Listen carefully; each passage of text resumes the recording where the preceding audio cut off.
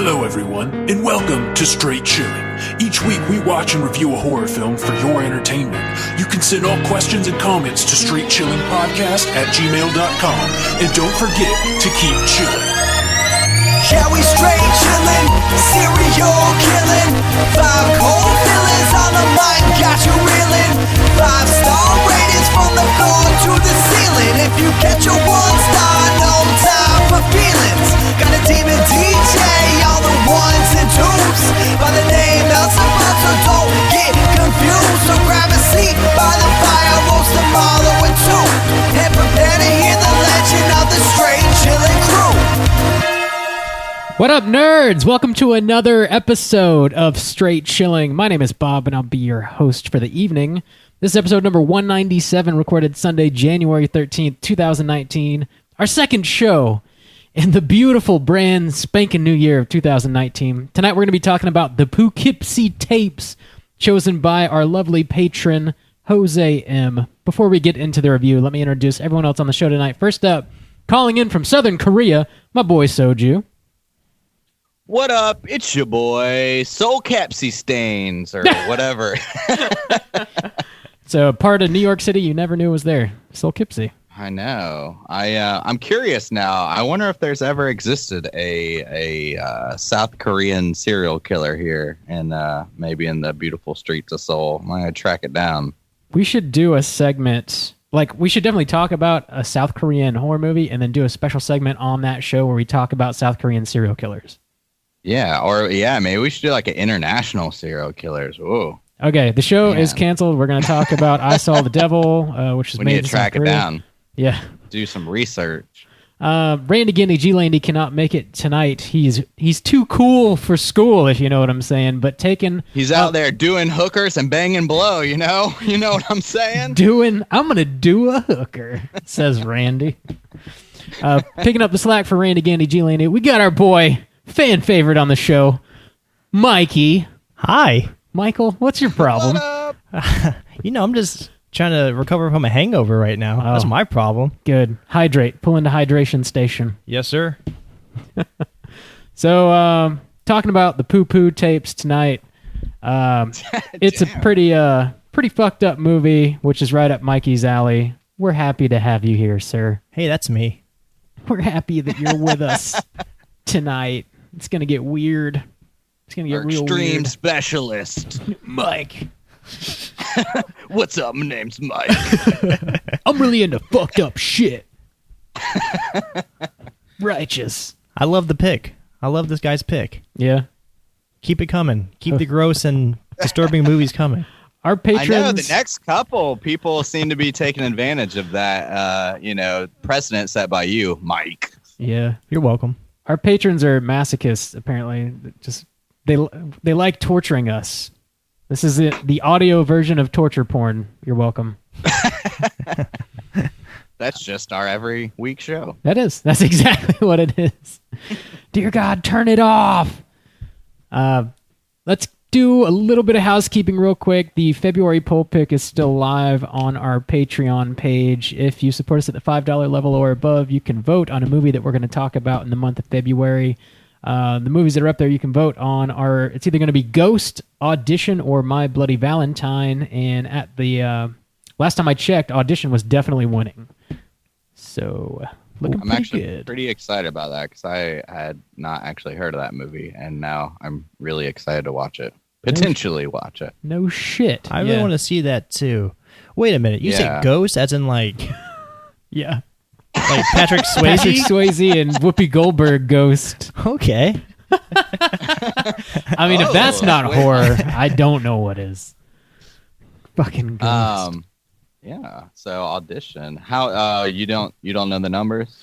I think it was like 6 votes for Audition and maybe like 3 or 4 for My Bloody Valentine and 0 goose egg for Ghost. Not 10? Not 10 somehow. Sure you didn't missee the 1 in front of that 0? Pretty sure. I wonder who chose Ghost. Huh. I wonder what's in a Wonder Ball. I chose Audition. Totally. A movie you never heard of before. Quick shout out and thank you to a new patron, Becky G, who signed up while we were recording our Who is last that? show. Yeah, I know. And I think Side we announced texted it us. mid last show. It was as like- she was doing It's done, bitches. It's been done. Randy's bedroom. So we're going to be talking about her movie in, I don't know, probably like a month or two, honestly. We've got a lot of other patrons to get through. Just a quick reminder, the $10 level on Patreon is still up if you want to pick a movie for us to review. I think there's like 1 or 2 spots left, so jump on that if you're interested. We're also doing the Q&A section for episode 200, which is just 3 weeks away. So if you have a burning question for anyone on the show, send that in to us and we will address it on that episode. Juice, you want to talk about your twitching for a little bit? Yeah. If you didn't hear maybe last episode, we are now on Twitch, which is streaming for video games. So you can find us at twitch.tv/Straight Chilling Podcast. I just yesterday finished up a game called Little Nightmares. You can find those streams if you missed them live. You can find them. They are on Twitch for a little while, but they will be permanently up on YouTube as well. You can watch them there if you're interested in some horror video games. We're going to continue that on. I have a weird schedule for January, so it's mostly going to be limited to Saturday nights at 9 p.m. For January. But once my regular schedule kicks in for February, March, and everything like that, hopefully try to get some regular kind of weeknights in on that too, maybe around 8 or 9 p.m. every night. So we got lots of games to go through. Bob's got an Xbox now. Our boy Mike has an Xbox, so we might be doing some collaborative plays on there. So yeah, we're going to keep that going, definitely at least on a minimum on a weekly basis. So if you're interested in horror video games, definitely check that out on Twitch or YouTube. Cool. And you plan to eventually, like, as you complete these games, you're going to start doing, like, video game reviews too, right?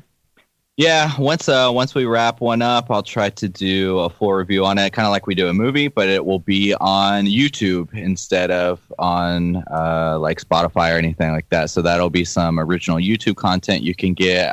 We are getting very close. We have reached over the 60 subscribers mark, I think, on YouTube. And we need to hit 100 so we can designate that custom URL. So we can say /Straight Chilling Podcast. You can find video game reviews and blah, blah, blah.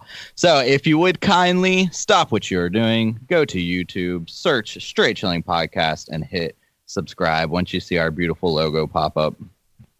Yes. It will help us help you find us. Yeah. Last but not least, we have a special guest on the show. He stopped by to talk about his movie premiere happening at Sunray Cinema in Jacksonville, Florida this Saturday the 19th. A gentleman by the name of Sam Farmer. He's a local filmmaker. He's got the name of his movie is Cry for the Bad Man. The premiere is going to be at 2:00 on this Saturday, and if you stick around to the end of the show, you can hear an interview with him, and he talks a little bit about the movie, what you can expect to see. There's going to be some of the actors and filmmakers are going to be in attendance. You can meet them. They're going to do a Q&A, all that fun stuff. And he said there might even be like an after party going on. So if you're local, definitely show up at Sunray, buy your ticket in advance because they will sell out. And stick around to the end of the show to check out that interview. That's it for housekeeping. Let's get into what we've been watching this week, gentlemen. Hey gang, what you been watching? Juice, what you been watching?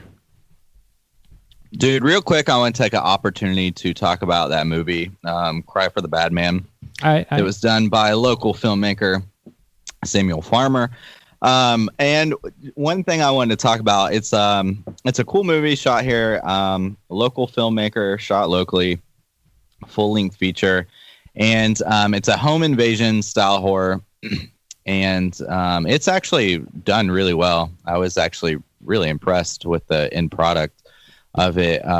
We've covered a couple local films so far, and I think this one's my favorite. like real quality stuff. But one thing I wanted to mention, it's definitely got this Southern style to it, the Southern flair. But there are just a couple things that makes Jacksonville like really stand out to me, because they don't really like specifically say in the movie. But there's this one time where there's this like older dad, and he's talking to his son in a barn, and they're kind of talking about like playing in this home invasion. So they're kind of these, like fucked up people. But as he's leaving the barn, so he's in the barn, so you get this like Southern style, but he's leaving and you get to see he's wearing his jeans with his flip-flops. Yeah. And I was like, Jacksonville, boom, I noticed that right too. there. Yeah. Dude, that was one of the things. And at another point, there's like an old photograph of like somebody in like a mug shot, and it says like Jacksonville Police Department or whatever. But that like one specific like jeans with the flip flops, I was like, boom, Jacksonville right there. That's that Southern flair I like to see. Nailed it. Or that, I mean, yeah. So that local flair, I guess. But no, it was a cool movie. So if you can check it out at Sunray Cinema, definitely check that out. If not, keep an eye out for maybe some festival showings or just, future showings. And other than that, I'm really going to try to get into some South Korean horror while I'm here and everything like that. So I watched a movie called Office from 2015. I think it's available on Netflix. It's available on my Netflix, so maybe you guys have it too. And it was pretty solid. It was kind of like office worker kind of goes crazy and like murders people kind of style of movie. So it was pretty solid. I enjoyed it. I'm trying to kind of get the local flavor, Nice. Yeah, I've heard of that. I have not seen it. I'd like to see it though. I'd like to get into some more South Korean horror as well. Really just like Eastern horror movies in general. I haven't seen a ton. I've seen like some Takashi Miike stuff and like Train to Busan, but not much more than that, That's cool. So I'm trying to lock in because from some of the movies I've seen just like made in South Korea just in general, I'm like kind of like a big fan. There was that movie that came out earlier this year. I think it's called Viral or some Virus or something translated to English, but I can't remember the Korean name. It was about like the zombies. It was like Train to Busan style, but it was like back in the old days, like swords and shit. So that was really solid, and I love the fucking Wailing, and Office was solid, and of course like movies like Old Boy and shit like that. So I'm like, I really want to like lock it in this year and like invest some time into getting to know it while I'm living here. I feel like that's fair. Yeah, cool. Yeah, that'll add something new to the show too that we hadn't really got into before. Yeah, I like it. I like it too. Diversity. Is there anything else, man? No, that's it. Cool. Michael, what you been watching? Well, I haven't been watching a lot lately. I did watch the original Texas Chainsaw this past Monday, and that was pretty cool to watch. And then one of my New Year's resolutions, I guess you could say, one, after listening to you guys top 10 of last year, I don't watch a lot of recent horror movies. So so I've been living in the past for quite a bit. So I want to do that, but also watch more anime again. So I've started Naruto, and it's like 900 episodes. So I'm taking that leap, and I think I've only watched about 30 episodes so far. So Jesus, yeah, I'm on a mission. Lot of episodes. Yes, holy shit. Are they like 30 minutes? Yeah, like 22. Gotcha. Yeah. Okay. Yeah, the typical, but still, like they have this series, and then when they get older, the Shippuden series. It's a total of like, I think, I'm not even exaggerating, I think literally it's like 900 episodes. God, not even including all the movies that they put out for that shit. So yeah, bless you, child. Oh, I need something, right? Yeah. Godspeed. Yeah. And I also wanted to mention, Bob and I watched Pool Party Massacre yesterday. That is going to be the worst movie I've seen in 2019, and I don't think anything's going to top it. It was terrible. Calling the shots. Yeah, it was starting the year off right. Holy shit, was it bad? It's wretched. Like, we watch a lot of bad movies, and sometimes we'll give the disclaimer, Like, if you watch this with like a beer and like some friends, it's a good time. Even that could not save this movie. We fast forwarded the last like 40 minutes, and the movie's only an hour and like 18 minutes. Yeah. It's bad. It's really bad. Yeah, I wouldn't even recommend it. I'd rather watch a Serbian film 3 times before watching that again. No. Damn. What year was it made? 2017. Roughly. Oh, okay. Yeah. They were trying to pay a whole homage of like the 80s slasher films. I had high hopes for it. I thought it was going to be really cool, but Christ, it was bad. Yeah. Yeah. Don't watch that movie. Don't watch it. Anything else? That's it, man. I've been watching some stuff, some pretty good stuff actually I want to talk about.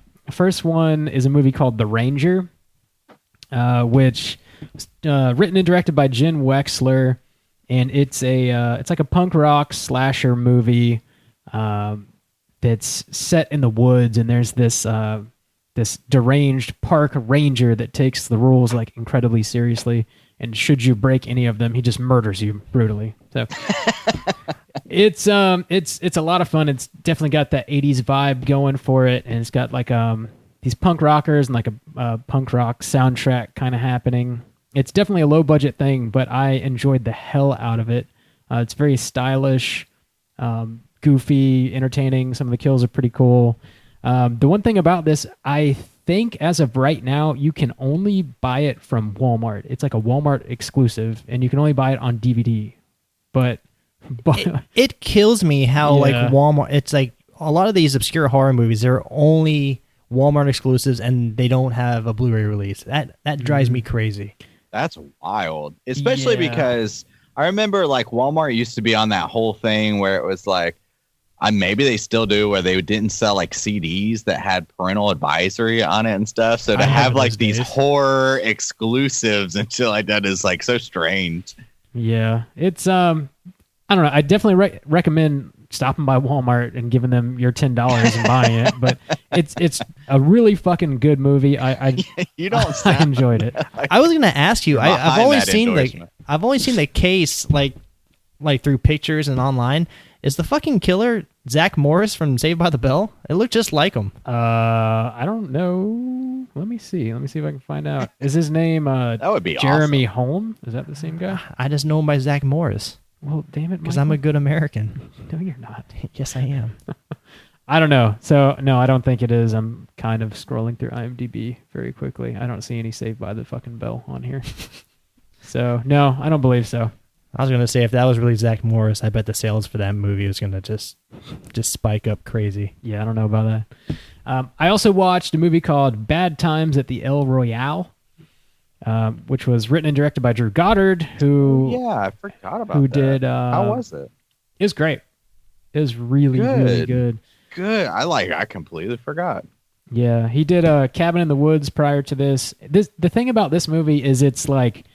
It's so Quentin Tarantino, but it's like it wears that on its sleeve. It's not like trying to hide that from you. But the good thing about it is that I feel like Tarantino's dialogue, specifically in like his last couple movies, is almost like he's always indulged himself, but he seems to be so like too comfortable to where he's like overindulgent with his fucking dialogue. Like The Hateful Eight's great, but for the love of God, you could cut 30 minutes of dialogue out of that thing, no problem. And like this movie here is like less self-indulgent in that way. There's like a lot of characters and there is a lot of dialogue, but it's just they're not going on and on and on about a fucking cheeseburger or something. You know, it's a little easier to swallow this medicine. It's shot beautifully. The cast is insane. It's great. I'd highly recommend checking out Bad Times at the El Royale. It's good. Very cool. Yeah. I watched a bunch of other stuff too, but I guess I should probably save some for next week. So I'll do that. I'll just give those 2 ringers. Check them out.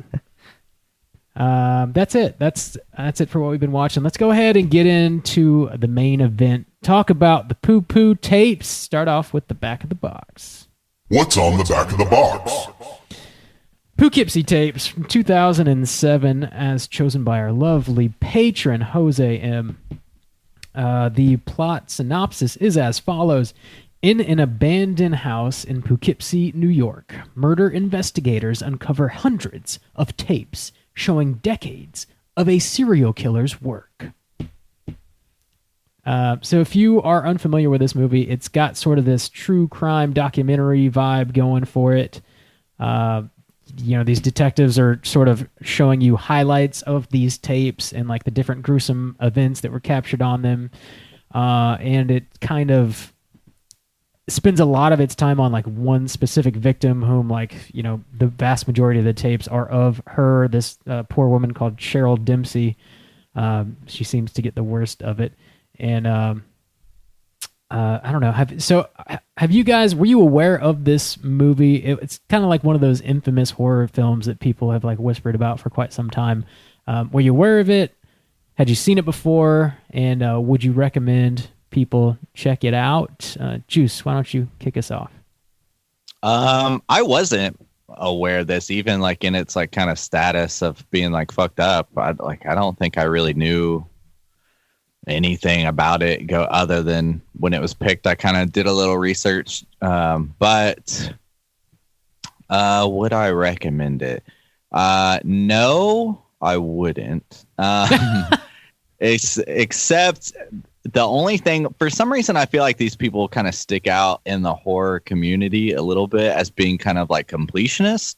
So I guess I would recommend it to like a found footage type of, like those people who like really love found footage movies seem to like want to watch them all. So this would kind of fit that. So I think it would be a good watch for kind of like a found footage enthusiast. But as just a general watch, no, I wouldn't actually recommend this movie. Okay. Mikey, how about you? I probably wouldn't recommend this one either.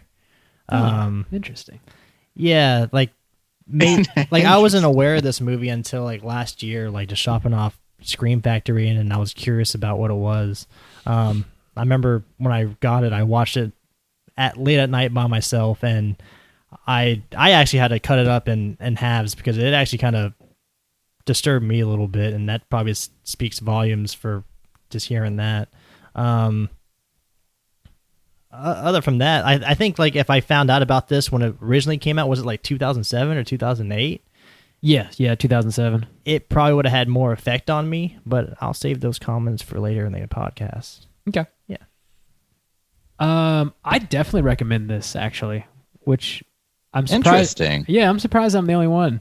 So the thing about this movie is I do not enjoy watching it. It's a difficult movie to get through. But if you're looking for a movie that like actually sort of messes with you and might stick with you, and when you're laying in bed at night trying to fall asleep, this shit's gonna creep into your mind and kind of fuck with you a little bit. This is one of those movies. Like, it actually does scare me. It bothers me. And if you're looking for a movie like that, which they are genuinely difficult to find, especially if you watch like a horror movie a week or more like we do. This is one of those that sort of sticks out in my mind that that's very effective, and I think the filmmakers achieved exactly what they wanted to achieve with a very minimal budget. And if you're looking for a movie like that, something that's actually going to kind of bother you, this is one that I would highly recommend. Actually, Poughkeepsie Tapes.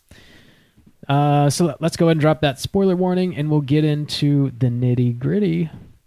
Spoiler warning. I don't know why I said that like a question. The nitty gritty. No. Yeah. So strap in. This might be a pretty good podcast because I'm surprised by everything that's been said so far. This might be one of those like where everybody stands kind of on a different ground, because I'm coming into this with the same mentality I kind of had coming into Halloween, where I was like, everybody's going to hate this movie. I genuinely thought that, like, going into like the Halloween discussion, like I couldn't wait for people to be like, oh, fuck this movie. But like now I'm like, whoa, what's going on with this movie? So I don't know, strap in. Yeah. So this movie, it's like, so I guess it has this sort of reputation that sort of preceded it amongst the horror community. So like, it came out in 2007, and I think it was only in theaters for like a week before it got pulled. So not many people got to see it. and then it got like a limited release again on like VOD through like some sort of satellite network or something like that. And then it was only up there for like a week or two, and then it got pulled again because it was like extreme or seen as too extreme. And then it was finally released in, what was it, 2017 or something like that. Scream Factory finally put it out on like Blu-ray and DVD, and that's sort of like the first time it had a wide release, which was like 2007 2017. It was a 10-year gap before the majority of people could really watch it. You know, obviously people torrented it and whatnot, but it was until 2017 before people could really watch it, before I was able to watch it anyways. So it kind of had this reputation about it that, you know, it just kept getting pulled. Nobody could watch this shit. And I think that probably hurt it in the long run because, you know, 2017, you've seen a lot of shit, a lot of really messed up shit, such as a Serbian film prior to that or whatever. But for some reason, this movie like bothered me more than like Blair Witch did, you know, as far as like found footage movies are concerned. Blair Witch is one of those things that are, it's like people look at that as definitely changing the game, and it did for sure. But I never found the Blair Witch to be that scary or disturbing. I mean, I would definitely say this movie is more disturbing than the Blair Witch. Yeah, so I think it definitely has its place, even if it did come maybe a little too late for its own good, you know. I don't know that this movie like reinvented anything by the time it got its wide release, you know.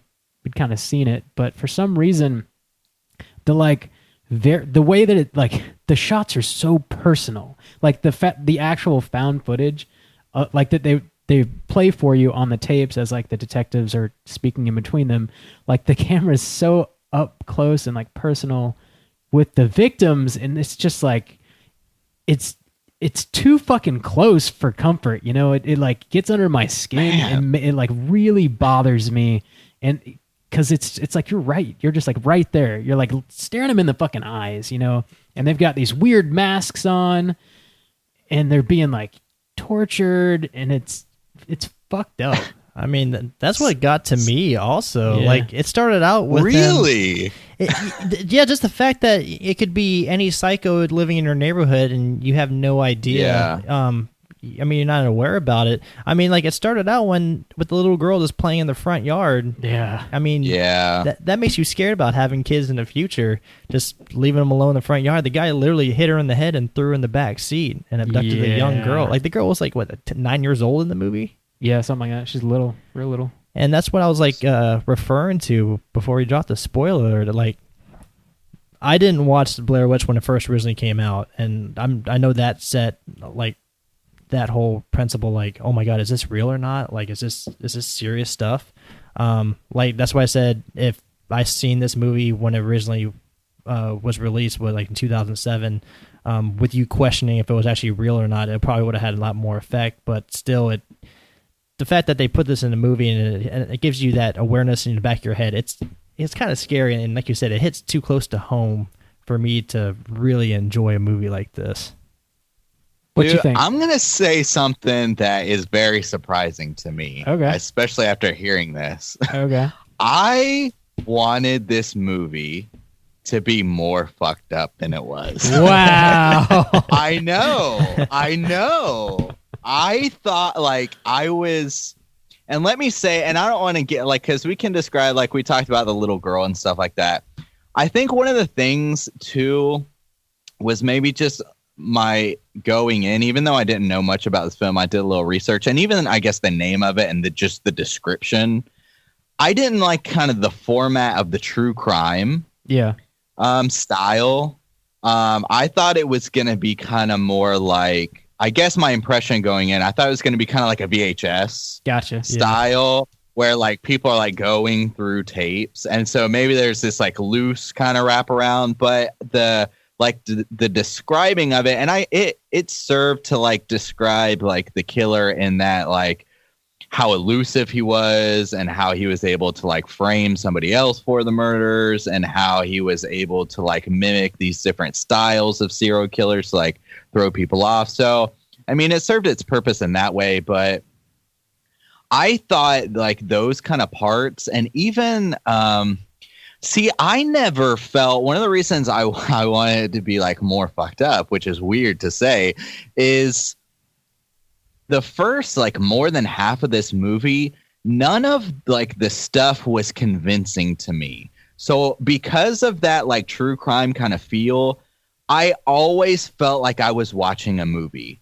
So like even like the 911 call where the mom calls like about a little girl, there's never any kind of real desperation in those kind of portions. So yeah, you even see like a little girl, but like the little girl was a bad actress too, and she's like 8 years old. But I mean like the dialogue that goes on between it, like the idea is fucked up, like, oh, he's picking up this little girl and you're seeing it. But I never felt like that's what I was really watching, because I was like, I'm watching a movie because I felt like it wasn't delivered particularly well. So I felt like that style didn't necessarily serve the purpose of what this movie was trying, like this infamous status of what it was trying to achieve, because I never felt embedded in the movie until like the last 30 minutes. Yeah. And I really wanted this. I wish it would have been much harder to watch, and like I would have had like a different type of review if this movie had reflected more of like the last 30 minutes style. But the last 30 minutes of this movie was more like is kind of what I expected to get, and it affected me. It gave me the heebie-jeebies. Like, I mean, it like the last maybe even just 20 minutes like really got under my skin, but it made me feel something like a kind of dread. Whereas before I was just like, I'm watching this movie. I never felt like, embedded in it, Yeah. That, the true crime stuff, it just reminded me of like Unsolved Mysteries, even though there wasn't like, a designated host putting on a face or whatever, but it reminded me of that show. And I think I liked it because it just reminded me of like watching that in the late 90s as a kid, and it has some sort of like nostalgic charm, I guess, even though it is kind of corny, and I see what you're saying, but I liked it. It appealed to me a little bit in that way. So we can get into like, I guess, more of the specifics and stuff. Like there's a couple funny things in this movie. Some are probably intentional, some probably are not intentional. There's that like one scene towards the beginning where he's making Cheryl Dempsey like jump up and down on a balloon, and he's like yelling at her to pop it. You remember that, Juice? I don't even think that was. I think that was just a random when he was like picking up prostitutes. I think that was just. But no, yeah, that like, and even the guy talking about it, he was like, I'm the only one who's like seen all these tapes. He's like like some scrub working at the police department. He's got to go through all the tapes, but. He says there's like over 100 hours of balloon footage of just balloon like fetishes going on, and there is like that one where he's just like pop it. Also, like that kind of I didn't like that type of demeanor from the killer. Like when he like loses like the control, because they're talking about this guy and they're describing this guy that I don't feel like is reflected a lot of the time, like the way he talks to the little girl, or like the way he's like. Pop it! Like he freaks out. It's like kind of cheesy. It's like kind of corny, and that's like part of the reason why I was like, I'm not believing what they're telling me. Like, oh, this mastermind killer, but like he just like freaks out in these like kind of weird spasms in his videotapes. I'm just like, does it like it didn't seem to match to me. Yeah, I could see that. He doesn't seem very like collected at all. Just kind of flying off the handle. The whole time I was watching this movie, whenever he has a little freak out like that, I just envision like somebody running into frame and beating the shit out of him. It's like, I just wanted that to happen so bad. Yeah, and also too, like they cop out a little bit with the true crime. And not that I want to see this, but since they present it to me, I'm like, well, what the fuck? Like toward the beginning, they're like talking about his crimes. And one of the things was like he killed a couple. But they tell you, they said like, oh, he killed a couple and then decapitated like the man and like kept the woman alive and like sewed the man's head like into her womb or something. Yeah. And I was like, well, and that's like setting up the movie. So I'm like, well, god damn, I'm about to like be like shown some terrible things, but see they overhype themselves. Like that's like toward the beginning of the movie, and I'm like, oh my God, like what type of terrible movie am I about to watch? And then they're just like, but then there's not even any kind of hint of it. So I'm just like, well, I mean, I don't want to see that, but like they do show that, it's like though. they're not like really. They show somebody's head sewn onto somebody's torso. It's just like the tape footage is kind of sloppy because it's like an old school VHS recorder. I mean, it's not like him like doing it. I don't know. And that was part of the thing too. A lot of the times where it's like found footage, like I know what you're saying, like where it's up in their face and their eyes and stuff, but a lot of times like the angles are terrible, like as it would be. Yeah, it makes sense. But a lot of times it's purposely done so like you can't see things so they can elude, and I'm just like, well, this doesn't look very good. I don't know. I'm conflicted because what I'm asking for is terrible. Like that's the thing. What I wish, like, it's like it would be a totally different type of review where I would be like, I can't believe they're showing me these terrible things. But I feel like since they're like hyping it up that way, I feel a little cheated. Like, well, damn, like you can't tout yourself up like as being like so fucked up and then kind of like hop out, you know? That's kind of what I feel like. I don't know. I felt like they delivered on what they promised.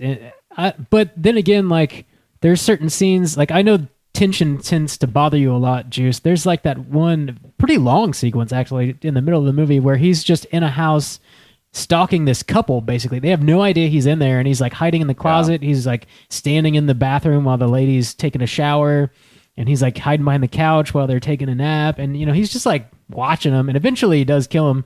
But like that whole sequence of him just like following them throughout the house, and they have no idea he's there. I found it to be like very simple but very effective. Did that bother you at all with your tension shit? It didn't, but I will say the first scene that actually made me go like, wow, like that really like affected me in any way. That didn't really. And I think part of that was like the dialogue between the couple was so shit. Like it really wasn't. And that's where it was like, I was like, I'm watching this low rate movie where they couldn't hire like decent actors or like the dialogue couldn't be written like decently. That's where he steals the girl, what's her name? Dempsey. Was it Carol? Cheryl Dempsey. That's where he steals her away, and and that's another thing like that where they're like talking to the cop afterwards, and they're like, "What was the crime scene like?" And he was like, "Oh, he like removed the genitals from the boy and like like he threw his intestines like all over the wall." You don't see like not even like close to any of that, like nothing. Like you see him like get like stabbed maybe, but that's where the one scene though that first caught my attention, which is like it's pretty deep in the movie though, is the Girl Scout scene. That shit, I was like, okay, like, so he steals this Cheryl away in that one scene. That was like maybe halfway through the movie, and through the rest of the movie, he's abusing her to like be his like slave essentially, like he's sex slave. Yeah, he's like breaking her down, but he also like forces her to like murder some of the people he can. Like he's really breaking her down. And there's this one scene where some Girl Scouts come to his home, knock on the door and ask like, "Oh, do you want to buy some cookies?" He invites them in. He like convinces them like he's a police officer, so it's like safe and stuff. And even like their dialogue like wasn't very good. But at the end of it, he lets them go. Like he doesn't actually abduct these little girls, but he's filming them the whole time. But they're sitting like in his living room as the girls leave. He pulls back the sheet over his table, and it's not a table. It's Cheryl Dempsey. Yeah, just been sitting there while like the little girls like drink tea or whatever, and like she's got this fucked up mask on. And the shot that was actually a really great shot using the video camera is like actually of a mirror reflecting like her like masked face, and you can like see her eyes, the mask. I was like, okay, like here's the movie. That was the first moment I was like, here's the movie that was promised me. I was like, that's fucked up. Like that idea, like just like to get in like under my skin that way. That was the first time it like really was effective, like for me. Gotcha. I love that. Like I was like, holy, like that. I verbally like said out loud, like, holy shit. Like I don't like that was the first like actual reaction I had to this movie. Yeah, it was cool how they turn that scene on its head, where you're like, they're building the tension with these Girl Scouts, and you're like, oh my God, this dude's absolutely going to do horrible things to these girls. And he's like, all right, well, I guess you better leave. And then you're like, holy shit, this was fucked up in a way I never knew it could be fucked up. Yeah, exactly. Never. It like totally surprised me. And I was like, oh God. Why? I was so nervous for that scene because I don't like seeing children getting abused, and I thought we already saw the little girl in the beginning of the movie get abducted and get hit over the head. So when I saw the two Girl Scouts go in there, I was like, gosh damn it, don't do it again. Yeah. But that girl Cheryl, he put that bitch through the fucking ringer. I mean, remember, when he first got her, she was still in her pajamas, and he had her like tied up reverse pretzel style, and he was like, your name is Slave. What's your name? Yeah. I forgot about that. Yeah. And she was screaming for her mother and stuff like that, and he was just telling her repeatedly, I killed your entire family. They're dead. Don't scream for them. And he was like making her thank him. He was like, for killing her, even though he didn't actually kill her family. I don't think. Oh no, because remember the mom. She's in the end. Yeah, they were doing the interview. Okay, so I didn't think so. Yeah, so that was For some reason though, I don't know, that stuff like. Yeah, it's like fucked up to say, but I didn't feel it. I felt like I was watching a movie, but like to say it, like, yeah, that actually is like to say, like, yeah, that's fucked up. Didn't he also like approach his mother or her mother? I should say. Yeah, sure. That was weird. Yeah, that dude was like playing mind games. Yeah, he acted like a volunteer because they were like searching for a body like in the woods behind the house, and he was like, "Is there anything I can do to help?" And like the mom kind of like realizes it's him, but he like gets away. He starts giggling a little bit, and then runs away, and she's like connects the dots. She's like, holy shit. Yeah. But then they like draw a sketch of him because that was one of the things, like some of the consistencies, because like they like find footage of him like at a gas station where he's like misleading the cops, where he like he's so smart, he signs, but he's like always covering up his face. But the mom like clearly sees what he looks like and gives like a description of what he looks like, and they're in this small town, and I couldn't understand like why he wasn't ever able to be caught after that, because they're like, oh, Poughkeepsie or whatever, it's a small town, and like she sees his face, and they show like where they draw his face, and they never catch him. So it's like, well, what was the whole point of saying like, oh, he never shows his face, like even at a random gas station or whatever? I was like, what the fuck?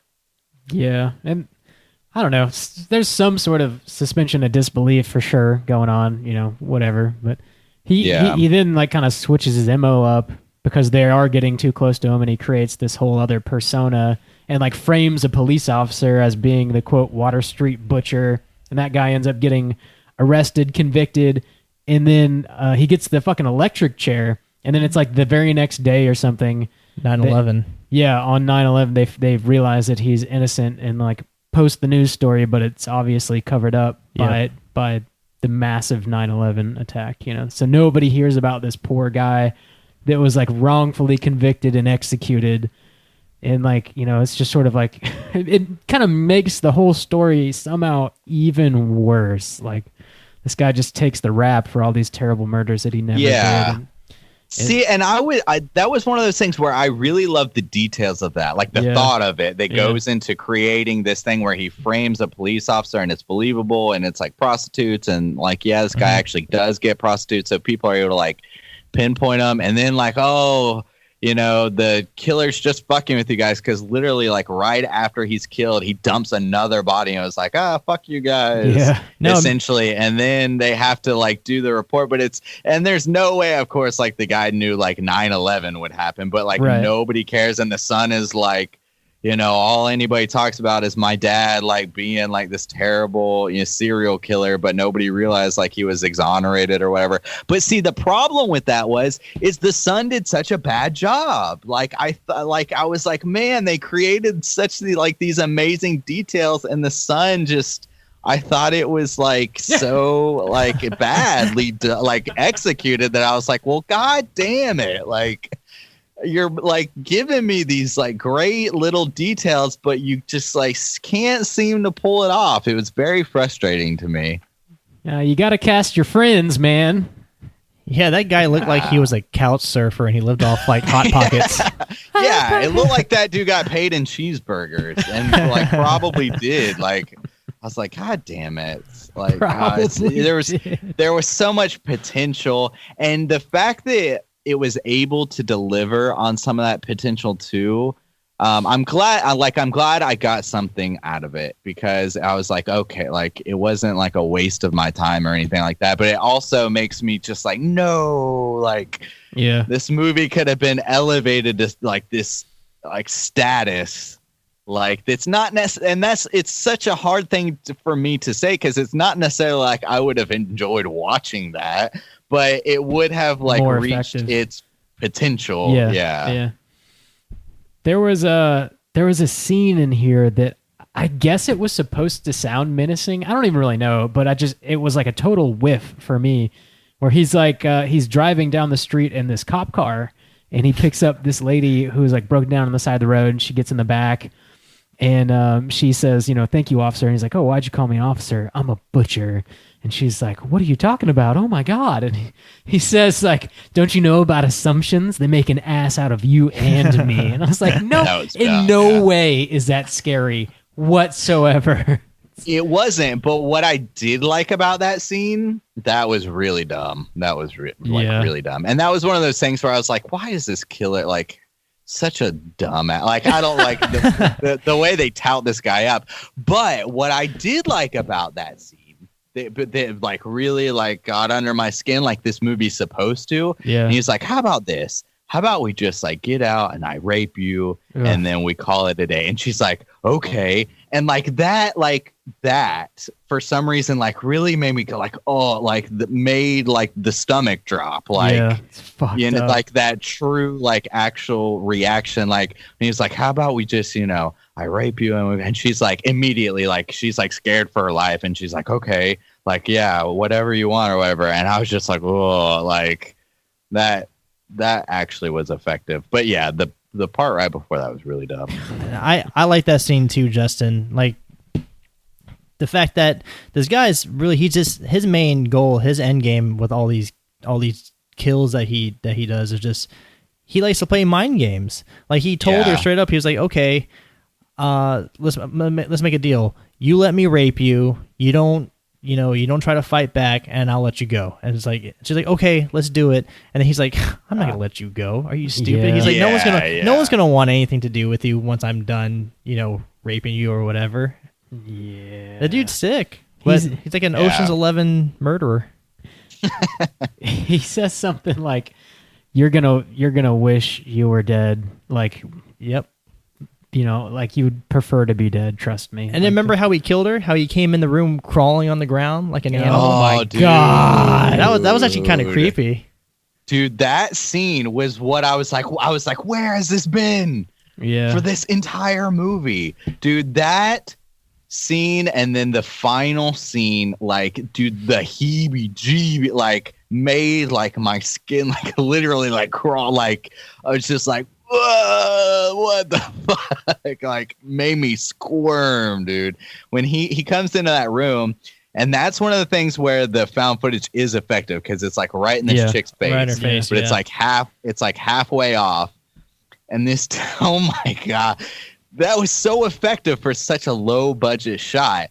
There's this door in the back left corner, and he comes in, and he's like in all black, crawling on all fours. Mm-hmm. Crawling on all fours, but he's got with this that mask on, white mask, but it's in a way that's like on top of his head, like he's not wearing it like a mask like over his eyes and his nose. It's like sitting on top of his like head, the back of his head. Yeah, he's looking down, and it's on top of his head, like he's an animal. It's so grainy, like the shot is so kind of like out of focus and stuff that it looks so disturbing. It looks like he's doing a lot more than he's actually, like, it looks like he's distorted, like I don't know, it's like really disturbing looking. But then when you like, he lifts his head up and you realize like, oh, it's just like wearing it on the back of his head. But before that, you're like, what the fuck is, like, what is he doing? Like, I was like, how is he moving that way? Because it's so dark and grainy. And then he just like stabs that bitch in the neck with like a syringe or something. And he's got her plastic mouth tape. Yeah. is duct taped, tape. and the blood just like seeps, like she's just like choking, like drowning in her own blood, or like that was Fucked up. That is what I expected from this movie. That scene was what I expected for an hour and a half's worth of movie. Can I buy you that mask? Yeah. Can I wear it on the top of my head exclusively? Yes. Is Just that okay? crawl around your house. Yeah. Yeah, just crawling around. I want you to do crawl in a circle for the viewers. I'm just palling around. Yeah, I'll Yeah. just do that for hours. I'll Yeah. live stream that for hours. I'll watch it. Dude, and we got to talk about the payoff, too. The payoff for this movie. The payoff? I don't know. I What's don't know the if I'd payoff? use that word. Really? Oh, my God. Okay, so they find this house. He leads them to this house, his home, where the Girl Scouts are and everything like that. This is right after that scene where he's crawling around on the floor and stabs. So, okay, they find this house, and that's where all the tapes are. But they also find a coffin with Cheryl inside. Yeah. She's She's like alive. And she's still alive. So they send her to the amputee. And at this point, he's had her, I think they say 8 years since he originally abducted her and has been like abusing her and stuff. And at the very end, they do this like we've been trying. They do this interview with her. And that scene is so fucked up. She was so used to taking orders. Yeah, okay, this actress did the job I wish every other person was capable of doing, because she killed that shit. And I say payoff because those last handful of scenes almost delivered this movie for me. But then I remember the whole first over an hour was such a disappointment. But so they do this interview with this girl he's had for 8 years, and she does a great job acting. And essentially her whole thing is they're asking her questions like, what do you think? And she's like, I don't know what you want me to say. She's gotten so used to taking just orders. repeating, regurgitating, taking orders. She's like, look, She and lost she her free does will. Yeah. she does this nervous look around so well, what do you want me to say? And she keeps repeating it. And then also there's this moment where she scratches her head. She's missing and a it's hand. just this, her hand is gone. It's like a nub, but it's so subtle. They don't try to guide you or anything. Yeah. And it's so disturbing. It's so effective in what it's trying to do.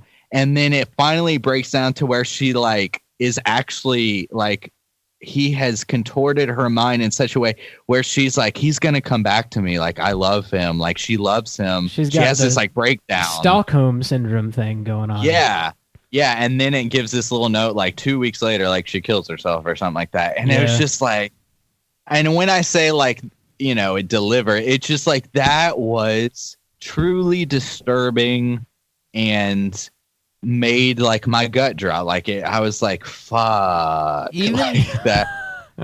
you knew the type of power he had over her, because remember too, when they thought that they killed him, and that was the cop that they killed through lethal injection. Remember, he was at the bar watching the lethal injection on TV, just at a booth at a bar, and he was recording it on the TV, and then he put the camera down, and she was right in front of him. They were on date night drinking beer, and it just showed how Watching the game. yeah, just just watching the Cowboys. Yeah. but she just sat there. She could have yelled oh, this guy's the butcher, this guy's the killer. But no, she just sat there and drank her beer, cider, whiskey sour, whatever girls drink, and Manhattans. Yeah, and even when she was a human table, where I guess they're little girls and you're still in the, so that's less risky. But yeah, they do the progress, they show her progression, because at one point he forces her to cut the throat of another person there and stuff like that. So yeah, that's fucked up. Yeah, yeah. Old date night. Old Poughkeepsie date night. They think they got me, but they didn't. Oh, that's sweet. Oh, cool. I don't know. I think we covered just about everything. Is there anything else you guys want to talk about before we give our ratings? I don't have a lot more to say about I think that's like this. all the scenes. Yeah. Pretty well covered it. Yeah. Okay. Well, let's get into our ratings on this. Juice, why don't you kick us off? Out of 5, how do you feel about the Poughkeepsie Tapes? Damn, this is a hard one. Yeah, it kind of is. I feel you. It really, on it. because the thing I like about it, and it's just from a standpoint of like, I know what they're trying to do, and like how I feel like, did they like achieve it? I get, like it's so hard, but like even those things are not great to watch. It's just I recognize that they're effective in the way they're supposed to be. Like they're done in the way they're supposed to be done. I don't know, man. I don't ever like want to watch this movie again. That's what I said.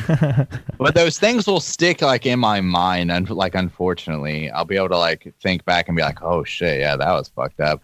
But so I think I'm going to give it a 2 overall, because really like those last like 20 minutes were done like with the low budget. Like somebody was able to capture that. And I wish they could have at least, if nothing else, fulfilled that from a filmmaking standpoint. Because obviously this looks like very low budget. And like they weren't enough to pay like decent actors and actresses. And they kind of settled on this type of format that I wasn't really a fan of.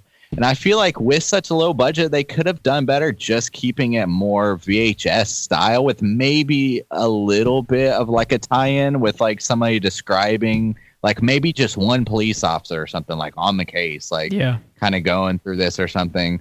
Felt like that would have been more effective. But a lot of this movie just like was not able to pull me in at all. I could see like all the strings. Like I never felt like I wasn't watching a movie until the very end. So it's kind of a bummer to see like the potential this movie could be, even though that potential is really fucked up. But I got to give some credit where credit is due. Like this. Some of these scenes gave me a real physical reaction with minimum money, minimum kind of effects and stuff like that. And so I got to like, give a nod to that, good on you, because I've seen a lot at this point, 4 years in, just to straight chilling. And even before that, like I've seen a lot of shit now. So to like make me go like, oh, fuck, like that takes something. So, I'll give it a 2-star. Cool. Mikey, how do you feel out of 5? I'm kind of with Justin. I had it in my mind I was going to give it a 2 also. I do respect the fact, because I was a fan of like Unsolved Mysteries and Sightings and all those shows growing up. So I appreciate the fact of how they filmed it and, basically made a hour and 20-minute long version of like an episode like that. Just like what we said in the beginning of the podcast is a lot of the stuff did hit too close to home. I can go the rest of... I've seen this movie twice now. I can go the rest of my life and not watching it again. So I think 2's kind of fair. All right. Uh-oh. I'm so surprised. You have this fucking look on your by face what's right about now. to happen right now. Bob, whoa. He's going to give like a 4.5. I know this whole cast has been like a turn of like everybody's expectations. Yeah. I'm asking for more fucked up things, and Bob's probably about to give this like a 5-star or some shit. I'm going to give it a 4. A 4 out of 5. Wow. So this movie, I watched it once prior to this. I bought the Blu-ray when it came out on Scream Factory, and I watched it totally alone, just like one random afternoon. And when it was over, I was just like, Jesus Christ, I need a shower. And like, I planned never to watch it again, to the point where I just gave it to Mikey, actually. I was like, dude, take this. I'm literally never going to watch it again. You can have it. And he watched it. And then of course I had to rewatch it because we had to talk about it on the show. So this is the second viewing I had. I didn't feel bought it again. No, I bought another Blu-ray. So, I mean, even on the second watch, it was still very effective. It made it better that Mikey and I watched it together this time, which definitely helped. But Yeah. it's just like for what it's trying to be, even though there are like a couple scenes that are a little bit of cheeseball, like a couple lines that are maybe, I don't know, not pulled off as well as they could be. But what it's trying to be and like what the filmmakers are trying to do, I feel like they achieved it like so well. Like it, for me personally, I find this movie to be like truly effective. And it sticks with me like in a way that most movies don't. Even, I mean, there's a lot of like small scenes in here that just like get kind of burned in your mind. Like one of the very first things you see is it's like this night shot. It's like all green, like night vision shot or whatever. And there's just like this noose that's tied to a corpse, and the corpse just gets pulled out of the grave by a car. And that's like right before the title card drops. You know? Totally It's like, forgot about that. It's just like holy fucking shit. Yeah, I forgot about that too. quick like little things like that. Yeah. That you know maybe you could forget about, but that they just get kind of seared in my brain. It's I don't know. It's just it has stuck with me, and I believe it will continue to do so. I give it a 4 mainly because there, like I said, there are some like ham-fisted lines going on in here, and also for the fact that I just truly do not enjoy watching this movie. It's I'm giving it such a high rating based on the fact that I think that it was they made a lot with a little, and I feel like they probably truly achieved their vision here, and it's I don't know. I think it's one to watch, man. I really do. So it's going to be a 4 for me, and the aggregate's going to be a 2.7. Let's go ahead and get into the Rotten Tomatoes segment and see what the critics and users have to say about the Poughkeepsie Tapes. Certified fresh to death. Juice, take it away. All right, it's going to be a special kind of segment today because there's no official like Rotten Tomatoes score from the critics. So what I have to do is I have to manufacture one because there are some critic reviews. And so what I'm going to say is there are less than 10 reviews. So we'll go around and we'll see what you guys can guess from that. And then I will reveal the truth behind it. So less than 10. Yeah, there are less than 10. If I said any more, it would make it too easy. Gotcha. So there are less than 10. Kick us off, Bob. What do you think the critics rated this movie? I, for some reason, would be very surprised if it was high at all. I am going to go with a 40, I think. Oh. 40. Okay. Yeah. Mikey, where are you going to take it? I think the same thing he does, especially too with the fact that it was pulled so many times on multiple platforms. Yeah. I'm going to say 36. 36. Okay. Mikey's going to take it. So I said there's less than 10. There's 3. Oh shit. 2 are rotten, 1 are fresh, so we're gonna kick it at like a 33%. Damn. So Mikey got real close to the 36. Yeah, it's not good, as you can imagine. The one positive one, it's the killer's bizarre motivations that truly terrify, is what Jason Morgan at filmcritic.com had to say.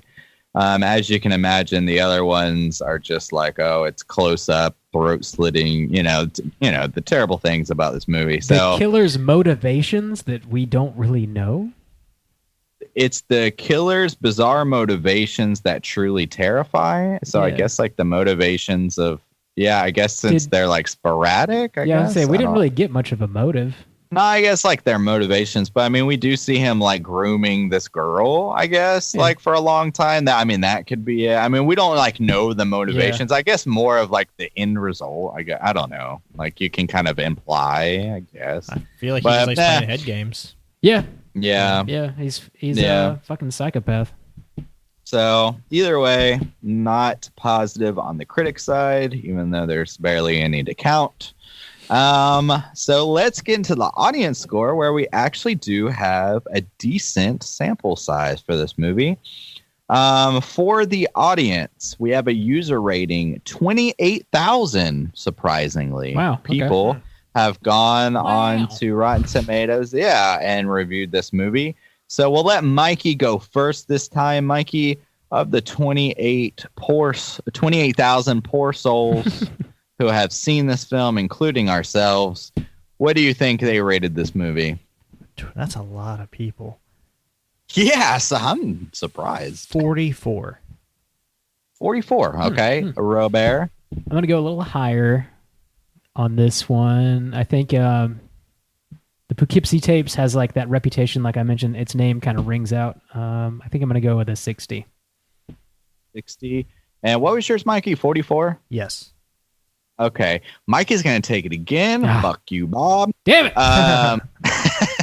Asian amateur math. hour over here.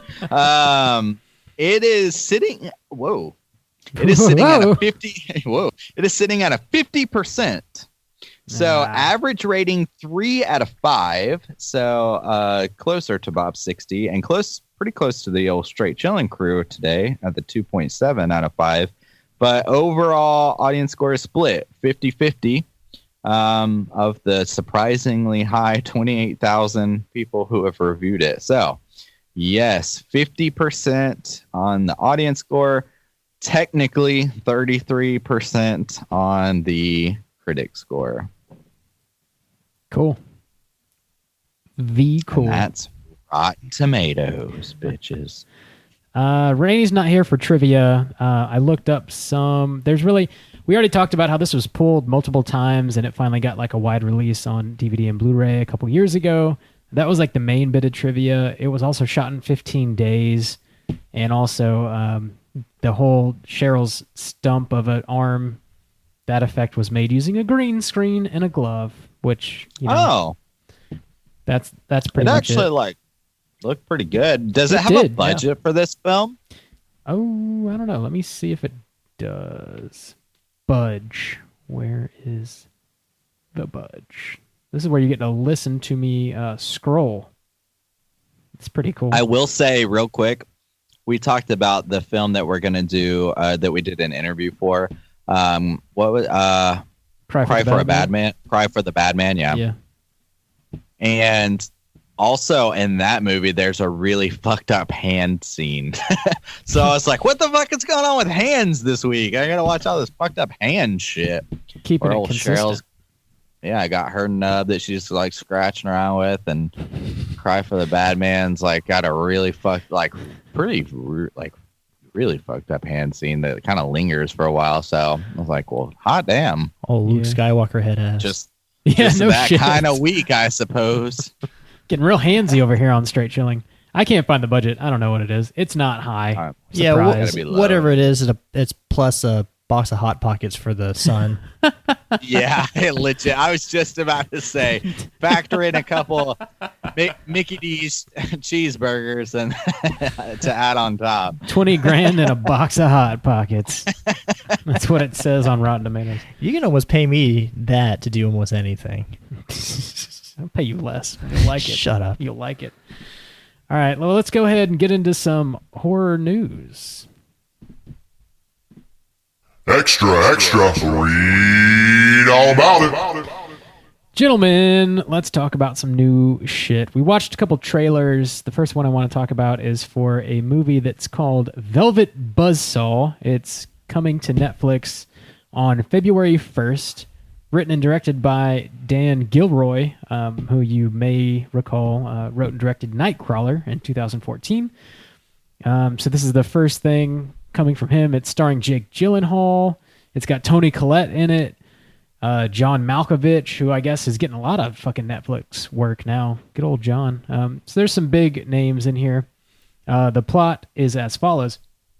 After a series of paintings by an unknown artist are discovered, a supernatural force enacts revenge on those who have allowed their greed to get in the way of art.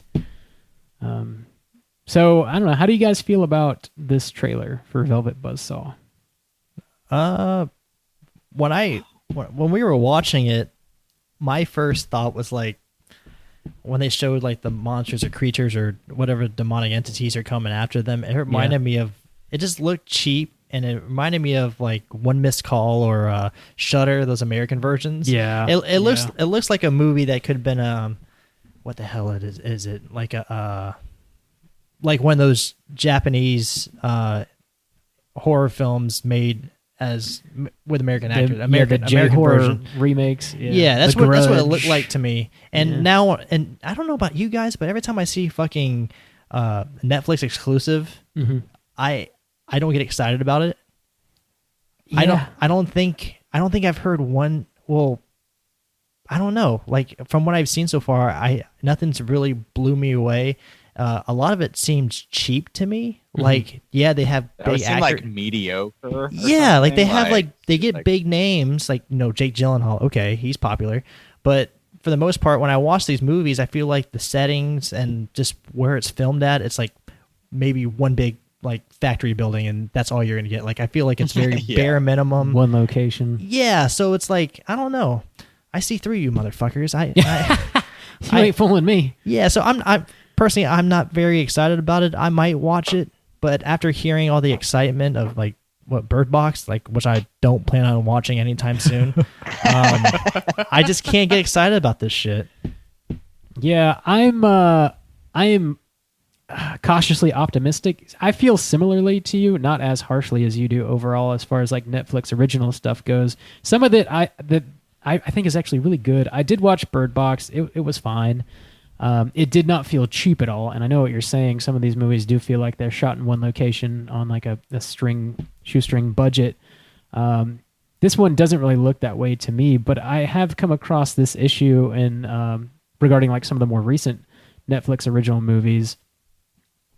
They just feel like way too long and bloated, and like the plot is kind of meandering, and they don't seem to get down to like the core of what would make the story effective. There's just like this fluff. Like they don't have. I don't know if maybe like whoever's like writing and directing it is also editing it. Like there just needs to be somebody needs to be playing goalie here and like saying no. And it seems like some of these movies, Netflix is just like dropping money in somebody's lap and they're saying, go do whatever the fuck you want.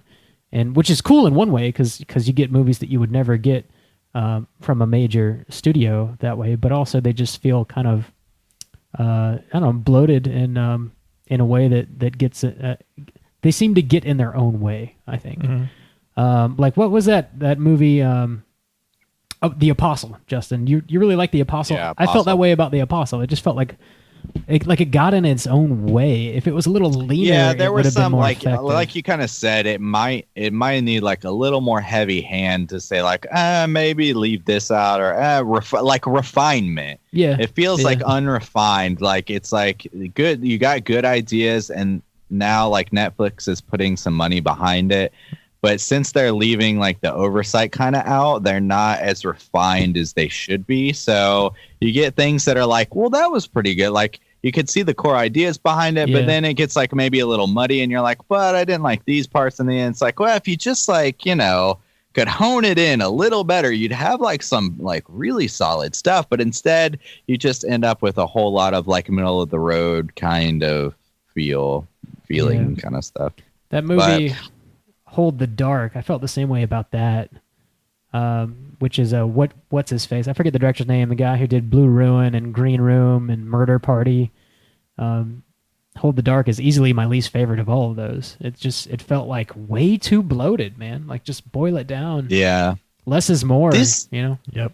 For some reason, this movie or this trailer gave me like kind of this like 90s horror vibe. Oh, yeah. Because they were kind of leaning into the cheese a little bit, or like leaning into the art kills you. Like that's kind of like just the premise itself is kind of ridiculous, but they like really lean into it, even to the point of like one of the things that kind of like reminded me of just like the 90s of like not giving a fuck is like he painted these pictures with like human blood, like that kind of like basic ass thing, but they were like owning it.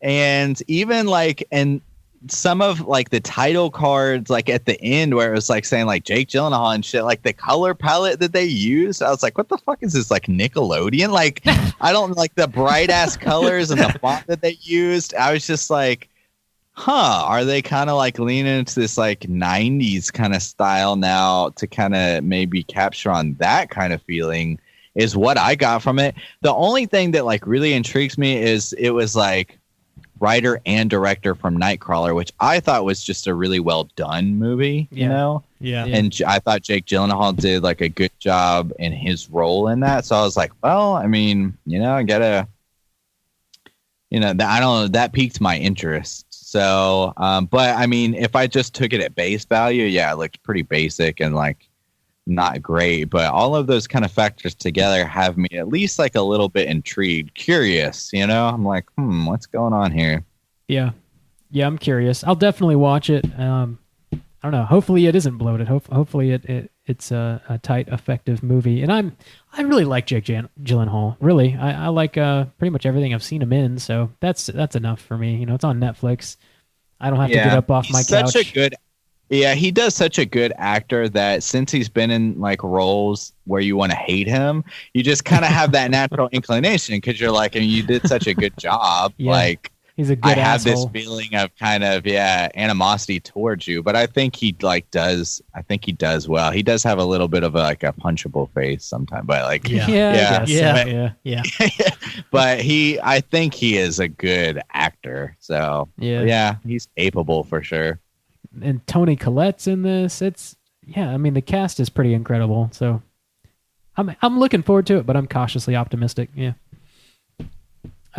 We watched another trailer. This time it's for a documentary, actually. It's going to be premiering on Shudder February, 7th? Yeah, Thursday, February 7th. It is going to be called Horror Noir, A History of Black Horror. So it is exactly what it sounds like. Pretty much they're going to go all the way back from the days where people were like in horror movies portraying black people as, you know, monsters, and then getting all the way up to like, you know, talking about Night of the Living Dead, where black people were first like portrayed as being heroines, and then like all the way up to modern day. You know, they get a lot of actors, actresses, filmmakers that are being interviewed. It looks like they talk about Blackula in the trailer. You know, Jordan Peele's in there. It looks like they interview him a bit. So I mean, it looks like they're kind of all over the place, talking to a lot of interesting people. And I love that. I feel like Shudder is just like gonna like they really hit their stride last year, and I feel like this year is gonna be like even better for them with like Joe Bob doing a weekly thing. They've got you know, these documentaries coming out. They're gonna do their original Creep Show series that's gonna come out this year. Like they're putting out more original content, and it seems like everything that they produce originally seems to be very solid. And like, I don't know, I'm excited about this. I'm just kind of excited about Shudder in general. I don't know, how did you guys feel about the trailer for this? I'd definitely watch it. Yeah, I'm curious about that whole thing, and just what all those actors and directors and what they all have to say about how the whole black culture and horror flicks has evolved over the years. I don't like, now they're no longer, you know, the first people to die in horror movies, as that stereotype went on. Cliche, yeah. So, you know, it's definitely evolved. Changes definitely happened. So, yeah, I'm a fan of documentaries, so it's something I would definitely sit down and watch. Cool. Yeah, it's definitely like a curious topic too, because even at one point he was like, you know, it started with like we were playing pimps and hoes and stuff like that, and I'm like, I'm glad, like from two standpoints, like I'm glad that it's got this specific focus on horror, but I'm curious too at the same point as to like how that would help and just the overall look in film in general, you know. So to have this like hopefully well done, well researched documentary that has like the horror aspect, and it would be cool to have like a follow up like film in general, and like I would be curious like how that like ties in together, and like how those roles are kind of betrayed and have evolved over time as well. So I do like that it's horror specific and how it can kind of contribute to that, but I would still like to see like an overall, or I would be curious to find another type of documentary to kind of compare and contrast at like a wider view as well. Yeah, I'm looking forward to it. I don't know. It's something that I'll definitely check out, and I'm sure it'll educate me. I don't know. One cool thing about like watching horror movies like throughout the decades, you know, you can kind of see, like, if you boil them down, like the greatest of each decade, you can kind of like distill what the sort of collective fears are for like that decade, or like what's on people's minds or whatnot. And I think that's something that I'm sure they'll like talk about in this documentary. And it's like one of the cool things that I think you can say about horror movies that you probably can't say about most other genres, you know, that's kind of, obviously it's specifically dealing with fears, you know, so it kind of, you can pick that out. The last bit of news that we have to talk about, Scream Factory. Oh, Scream Factory. They dropped the ball this time. Yeah, they're all up on the peyote. They're taking the peyote. Dude. They're smoking the drugs. Such a hot streak ever since what, last September? Yeah. And then this shit. They've been raping my bank account. But no more. I say the nay-no. They're putting out a collector's edition of Eli Roth's cannibal film, The Green Inferno. I love Rob hates, Rob's hate for Eli Roth is comparable to my hate for Rob Zombie. It reaches like, I feel like sometimes it reaches like irrational levels where I don't particularly like Eli Roth either, but Rob like really seems to like searingly like hate him, and I love that that's a thing, because sometimes I feel like my searing hate for Rob Zombie is just lost sometimes. Yeah, like Eli Roth I'm glad that there's another flame out there. Yeah. He doesn't bother me as like, I mean, his movies aren't great, but no, yeah, that's kind of the feeling I have. I'm like, yeah, Eli Roth, like, he's not great. He's like, he's got his shticks, you know, and they're not particularly appealing to me, so I just kind of avoid his movie. But Rob hates him in the way that I hate Rob Zombie, so I can appreciate that hate. it is fun. For some reason, Rob Zombie, I don't really care for his movies, but I feel like I could sit down and have a beer with Rob Zombie and probably have a cool discussion, you know, talk about whatever, music or whatever. Eli Roth just seems like a fucking dude bro frat boy who's like, check out this fucked up shit, am I right? Ha ha ha, high five it, fuck your mom. Mic drop. Like, maybe I'm wrong, but for some reason, I just am not a fan of his movies, and then I also have that like weird perception of his personality. And this is, I don't know, this movie just, I haven't heard anything good about it. To be totally upfront, I have not seen The Green Inferno. I've seen all of his other movies, but I have not seen The Green Inferno. This movie did not need Scream Factories. Yeah, it seems out of place. No, it didn't need it. It didn't need a release. Yeah, the fucking slipcover and the art is cool looking, but for a $25, $30 release, and they're so desperate to sell this shit too. Where they're giving away an autographed copy of the movie or a poster from Eli Roth. If you buy it from their website directly, your copy will be autographed by Eli Roth. And this is also coming with a CD of the soundtrack, which I guess is cool sounding. I don't know. I've seen this movie like 3 times. I don't remember a cool soundtrack. I don't know. I guess I need to watch this before I can really complain about it. But it's coming out April 23rd, and it just seems wrong to me. I was personally offended. There's so many other cool movies that they could have released. They did not need to do this. That was a joke, by the way. I was not personally offended. But yeah, I don't know. I love it, though. Yeah, feed the flame. We need to cover it. Somebody needs to get on Patreon, make us watch Green Inferno, apparently. Listen to Bob lose control. Oh, God. Yeah, I don't know. Something about the man. Not into it. We need those Eli Roth lovers out there, you know, the fan club, to pitch in $10 and stick it to Bob. Stick it to the man. Damn the man. Justin, make that your next poll pick. Maybe, yeah. And actually, see how many people will vote. You know for what? it. March is coming up. Maybe we need to do something like a green theme. We could. Yeah, like the Leprechaun, Green Inferno. We could. There we go. We have covered Leprechaun before, haven't we? Yeah, that was one of our old. Yeah, but reviews. not Leprechaun 2. So actually, there you go. you know what? I think we watched Leprechaun and we intended to record a show on it, and then when it was over, we were all like, "Fucking nothing to say about that," and didn't record a show. You're right, and didn't. We were just like, "Nah, fuck it." Just do Leprechaun in the Hood. I think you're right. I think you're right. That is very funny. We were talking like off mic about it, Justin and I, like just trying to come up with different poll pick topics for like the rest of the year. We were like, wouldn't it be funny if each month we were like, you know, we picked exclusively like movies that Justin would hate, movies that Andy would hate, movies that Bob at least would like hate. 3 months out of this year, like if we spaced them out, like April, August, and like November or something like that. This month is movies that Randy would hate. Because I have so many movies like on side, and the thing is, Randy would have to pick a movie, and like you got to be honest about it, you know, like oh, I certainly would hate watching this movie. So I think that would be really funny. We got to get on that. Yeah.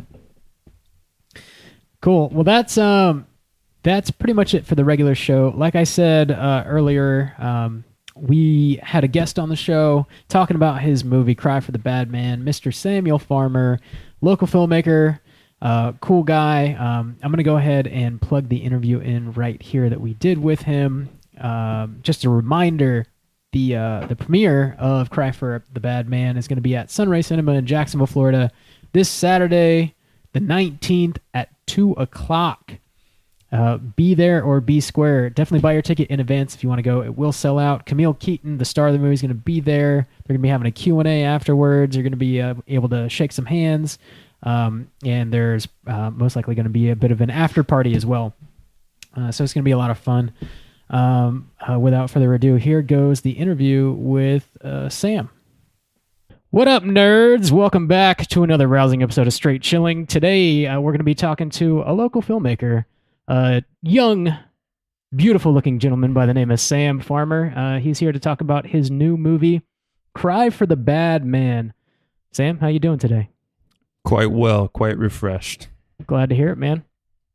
In the house, we also have with us Mr. Soju Stains, calling in from South Korea. What up? It's your boy. That's it. That's all I got for today. Echo Stains. We'll go with that. Cool.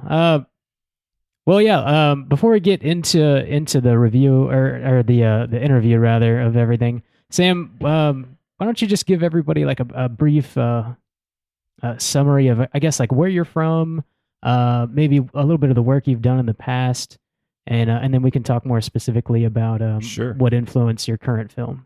Well, I am from Jacksonville, Florida, born and raised. I've worked in a number of production roles over the years. I worked at PBS as an associate producer. I was there for 10 years.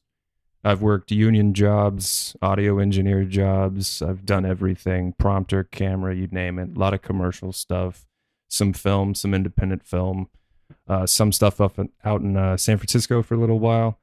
And things that people might recognize. More recently, I was involved with what's now become known as Scream Queen, the Mark Patton documentary about A Nightmare on Elm Street 2. Oh, okay, yeah. It's coming out really soon. My wife, Karina, and I were the original producers on that. It used to be called There Is No Jesse.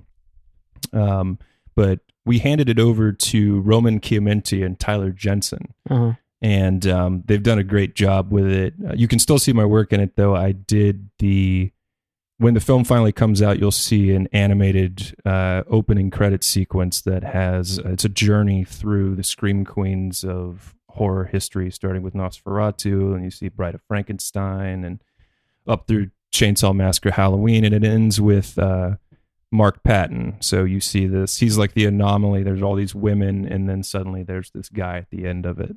So we're excited about that. That got some funding from Tribeca and Robert De Niro, and they're doing all their festival submissions now. So I expect that people will be hearing a lot more of that in 2019. That sounds awesome, man. How did Robert De Niro get involved? That's a question for Tyler and Roman. If you want, I'll put you in touch with them. They're really nice guys. Yeah, I'd like to talk to him, especially when the movie comes out. Get my eyes on it. That name kind of stuck out a little bit. I was like, it kind kind of interesting. Well, they had a very successful crowdfunding campaign. They raised over $50,000. I think that got a lot of attention on it. And at some point you realize that the big cost in tackling something like A Nightmare on Elm Street is just licensing the footage from Warner Brothers. So most of the documentary was shot, I think, by that point, and then you're looking at like another $100,000 to finish it, so, but they can talk more about that. I just animated the opening title sequence because I loved it. And if anybody's interested, we shot something here in Jacksonville with Mark Patton a few years ago where it was a nightmare of his. We went into a boiler room. It's a combination of him rediscovering his character Jesse, and then his nightmare is that he's perpetually at these horror conventions, maniacally signing headshots of himself. And I don't know how many people know he's HIV positive, but just chewing on his medicine that helps his T cell count. So we did that. We shot that here. That's actually online now as a promo that was never used for the crowdfunding campaign, but it was fun. It was exciting for us as fans to see him put on Jesse's old shoes and his sweatpants and his shirt and go back into that space. Yeah, that is really cool, man. I remember he came Collective Con. They had a showing of Nightmare 2, and he was there and did a Q&A beforehand and all that stuff. That was a lot of fun. But cool, man. Let's talk more specifically about your movie, Cry for the Bad Man. What inspired you to become a filmmaker in the first place? That's a great question. I've never thought about that until you just asked me. Really, I think when I was a kid, my grandmother encouraged me to do a lot of drawing, and she taught me how to paint and things like that. And then I discovered the guitar, at like 13, and then a video camera and stop motion. And at some point, filmmaking just seemed like it's everything that I like to do in one. You're writing, you're storyboarding, so you get your drawing out. Then it's shot composition, so it's photography, it's acting. I had done theater for a number of years in high school, and I think it was hard for anything else to keep my attention at some point when filmmaking just had a little bit everything in it. Yeah, it's like a natural progression for you, like a summation of all your interests, I guess. Yeah. I'll still do little small art projects off to the side, but it's like filmmaking is just, come on, it's everything. Yeah. Okay, well, Cry for the Bad Man, starring Camille Keaton from I Spit on Your Grave fame. How did you come across casting her for the lead in your film? Jerry Rosenberg introduced us. I was editing a documentary called Surviving Mommy Dearest, which is a follow-up to, I'm sure everybody is well aware of the 1981 film Mommy Dearest, starring Faye Dunaway. It's based on the tell-all book that Christina wrote about her mother, or adopted mother, Joan Crawford, and how Joan Crawford abused her and her other adopted brother, Chris.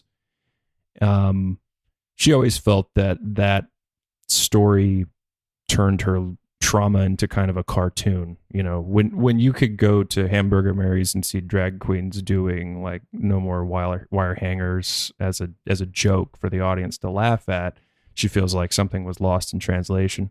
So there was this documentary, this effort to set the record straight and talk beyond that and what Christina had been up to and what she'd done with her life. I'm like the fifth editor on this film, and Jerry just asks, so what do you do? And I showed him a few shorts that I'd done, and they were scary. And then he gave me I know you, someone you should work with. Yeah. And I don't know how many other filmmakers have ever heard that before, but it's never an exciting thing to hear, because it's always like, oh, right, my nephew 10 years ago in high school did a play once. You should totally work with him. You'd love him. Yeah. But the next words out of mouth, it was, have you ever heard of Camille Keaton? And I had three simultaneous thoughts, like immediately. One, yes. Two, can't be the same Camille Keaton. Three, how many Camille Keatons are there? And so Jerry comes from the world of like Engelbert Humperdinck and Las Vegas show tunes. He does a lot of Broadway stuff. He produced a film with Scott Bakula. It's a Lifetime Hallmark kind of movie called Role of a Lifetime. So I was very skeptical when he said Camille. That's why I didn't believe it. I was like, how do you know this woman in this film? But his sister Sharon and Camille had all kind of grown up together. And so they were old friends. He was like, yeah, she was in some movie, and he couldn't remember the name of it. And I was like, was it I Spit on Your Grave? Yeah, that's it. That's the one, yeah. That's the one. And he's like, I've never seen it, but she said if you ever watch it, make sure that I'm there so I can watch it with you. And Jerry got up to go do his business thing. I was editing, and he runs several businesses here in town. And I remember getting up to go to the bathroom at some point, and I walked by this case in the hallway with all this stuff that he'd invested in over the years, like Nine Inch Nails box sets, Pixies box sets, all this stuff. I'm like, wow, look at all this cool stuff. And sure enough, there's this black and white photo of Camille in the boat with the axe raised over her head, and it said something like, Dear Jerry, stay out of the bathtub, love Camille. So I was like, oh, all right. But she just came through town one day and called us in, and we met her, and we had a minute to think about what we might pitch to her, because when you're making low budget films, you're always looking for a name. You could have the best idea in the world, but if you don't have a name, nobody's really paying attention to your movie. So it was exciting to think that maybe we could work with Camille Keaton. And so my wife and I talked about it a little bit, because it's not like we had other ideas that we wanted to do, but nothing. I think she was 65 at the time, and like a 29-year-old guy going, what?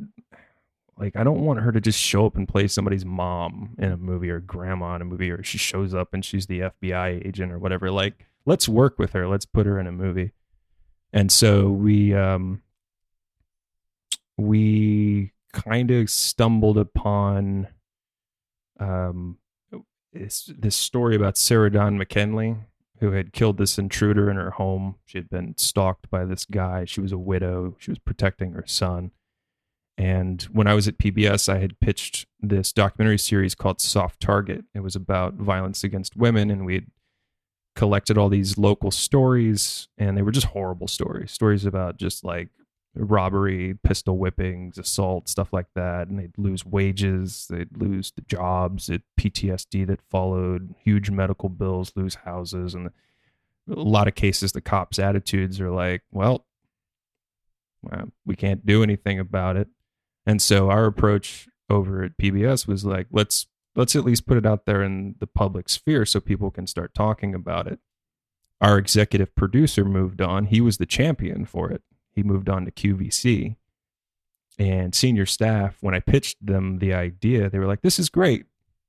We're not going to do anything with it. So I was sitting on like 4 months of the worst kinds of stories about violence against women. And then I heard the story about Sarah Dawn McKinley.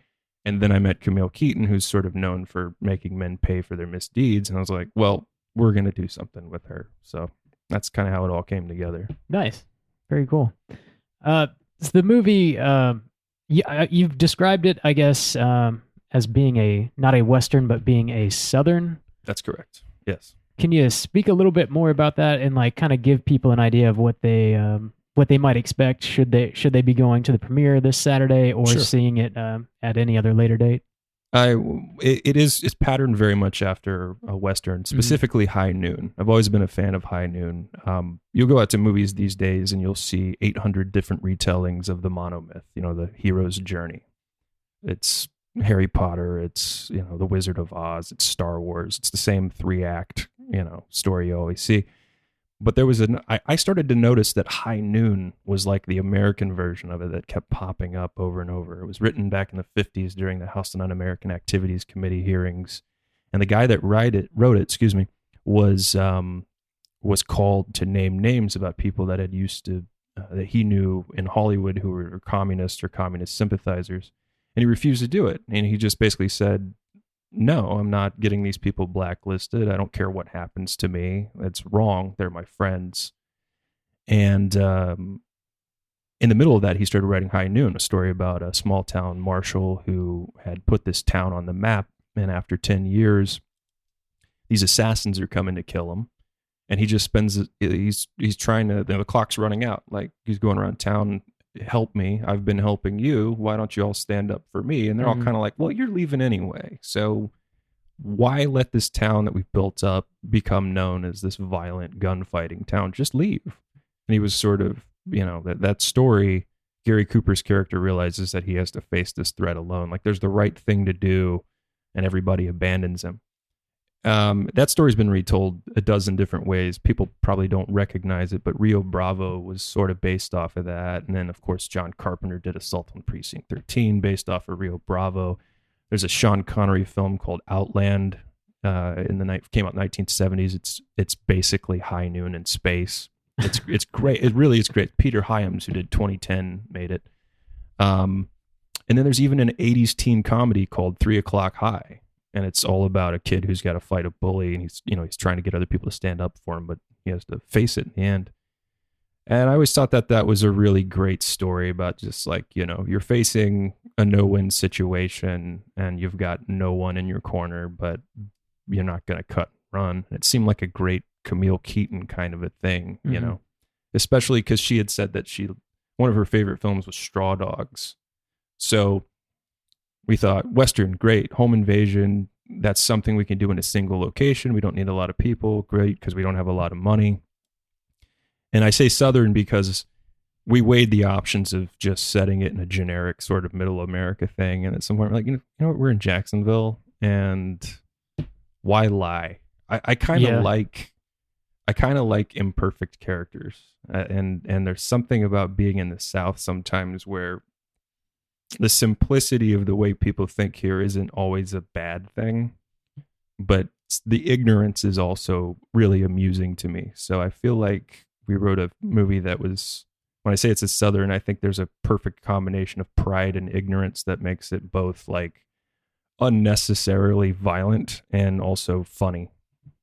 Yeah. At least that's my opinion of it. Okay. Yeah. We'll see what other people think about that. Speaking on that, we're all Jacksonville natives, born and raised. Mm-hmm. And I know that you personally have had your hand in a couple different artistic facets in Jacksonville for many years. So I'm curious if you could just kind of give me some insight into what it was kind of like shooting a film in Jacksonville, and kind of like a little bit about the filmmaking community here, and some of your experiences with that. Oh, yeah. Well, this was the easiest production I've ever been a part of. I've done smaller budget films prior to this, and short films, obviously. And I think the thing that I've learned over the last 10 years is just who I work well with. We do a lot of boring stuff, like the day-to-day stuff, where you're like just trying to make a living. So you're shooting commercials and things like that. And you get to a point where you find your tribe, like you speak the same language, you can show up and you don't have to say much. You got your film family kind of in place. I've always been, my wife and I, Karina, she produces everything that I do. She used to be a producer over at First Coast News, but she's a private investigator now, and she always sets that aside to work on these films with us. And we always liked the John Carpenter, Deborah Hill family. We always, great stories about them, going to bat for their USC film school friends and making sure that people were treated right. And they had such loyalty on those films that like Dean Cundy turned down Steven Spielberg to work on Halloween 3. Like he's like, all right, well, maybe next time, but these are my friends and they're making a movie. So working in Jacksonville, it's something that the crews here are leaving, and I feel bad for them. The state hasn't been very friendly to the film industry. I think a lot of people are aware of that now. The incentive program is virtually non-existent. You lost Burn Notice, I think, in the last couple seasons. Dexter was almost never shot here, despite being in Miami. They had a couple scenes down there, a lot of exteriors. But I think most of it was done out in San Diego. I think there's a show now called, I might be wrong about this, called Florida Girls that shot up in Georgia. So, but I know a lot of these people because I know people that work with these script companies. I used to work for SMG, so I know the union people here, and I know a lot of freelancers that they got to go north for work because it's just drying up down here. So I feel bad about a lot of what's going on, and there's an easy fix to it.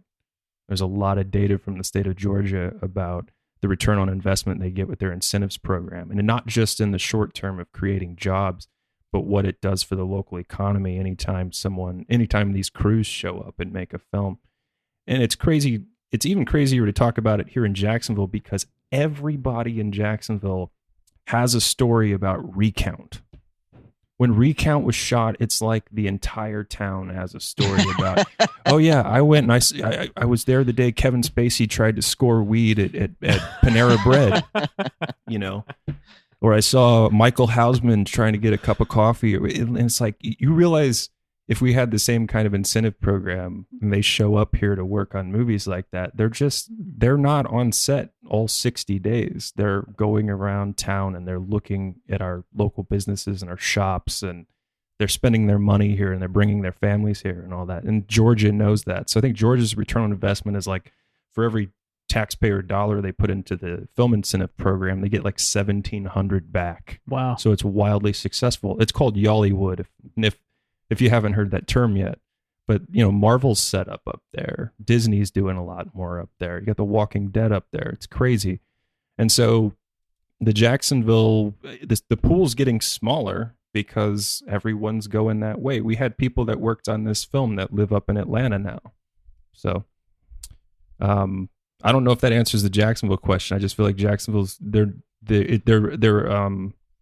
emblematic of what's happening across the state, and we're losing our best creators and some of our best talent because they have to go north to survive. Yeah. That's a really interesting perspective. It's funny that you mentioned that. I have like kind of the same experience with the whole like G.I. Jane thing. I feel like coming up like through the 90s, it was always like G.I. Jane, like like people's experiences of that. It's really funny that you bring that up. You have to imagine too, at some point, if there were like 400 movies here, it would almost just be so normal. Yeah. Where they're like, oh, there's Will Smith. He must be in town making a movie. Buying weed at the Panera. Yeah, that's a true story, by the way. But the first day we were on set for Cry for the Bad Man, everybody there on our first meal break, we were swapping Kevin Spacey stories because it was the same week that I can't remember the actor's name, the guy from Dazed and Confused, talked about the time that it come out that one time Kevin Spacey hit on him, and I was like, funny you should mention that. I have a friend who was a PA on one of his movies, and Kevin Spacey came up to him in the bathroom and propositioned him. Yeah, so I guess I should say allegedly. Allegedly. Yeah. He's Well, very we gotta cover our thirsty. asses. Allegedly. Yeah. Cool.